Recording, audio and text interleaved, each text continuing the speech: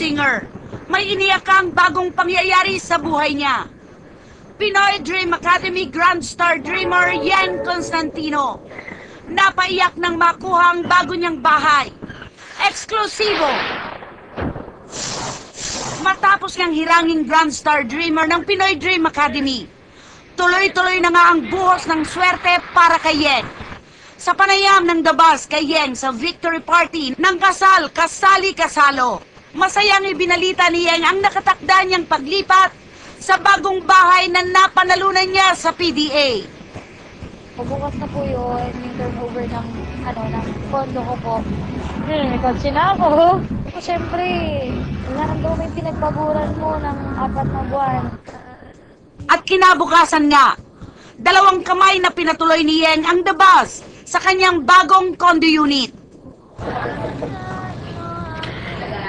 Hi! Gusto na? Ito na bagong kondo? Ay, ito po yung bagong condo, yung low-ray shanty. Sumabay sa awit ko. Galing po yun. We're going sa loob ng bagong bahay. Wow! Nakakaaliw lang pakinggan bago pong bahay. Sarili pag sikat. Come on. Ito yung aking sariling fun. This is my bed.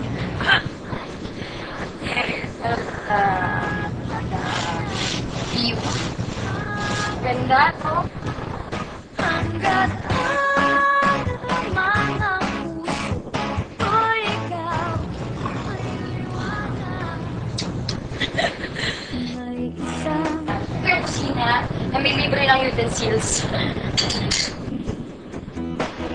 Na hanggat sana ako ay papansin ang mahabol lang. Yung may libre pa sa Pilipinas. Siyempre. G8 hours. Kaya libre yung ashtray na G8 hours. Hindi na ako smoke.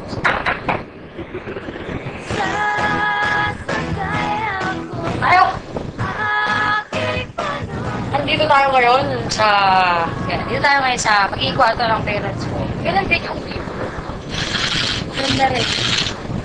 Mas makakalimut dito tayo. Air condition na yan. Sabi ng kwarto naman tayo. Ito ang kwarto gagawin. Lalagyan ng maraming cabinet para lalagyan rin ng mga clothes. Tsaka ng mga shoes. So ito na ang kabuuan ng aking bahay.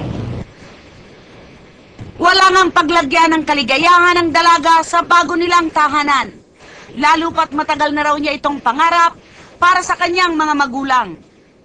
Panatag na panatagan doon po at masaya-masaya ako para kay sobra. Mahal na mahal. Mahal na mahal po. At parang naman sila pangarap namin sa kanya. Wala kami pamahal na sa kanya.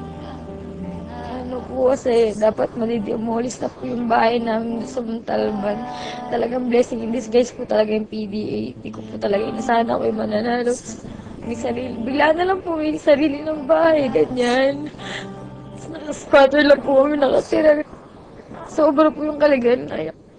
Hawak kamay, di kita iwan sa paglalakbay sa mundo ng kawalan. At ang isa pang makapigil hiningang revelasyon. Kahit pa napapabalitang totoong nanliligaw na raw kay Yen ngayon, bukod kay RJ Jimenez, ang teen star na si AJ Perez, ay tahasan pa rin sinabi ni Yen na ang crush niya talaga ay si Piolo Pascual.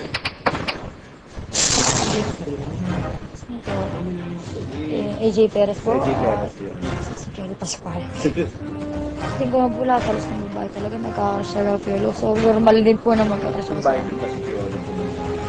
Oo, nakakaya naman. Hindi naman niya ako kilala na eh. Hindi naman ako yung kaibigan ko eh.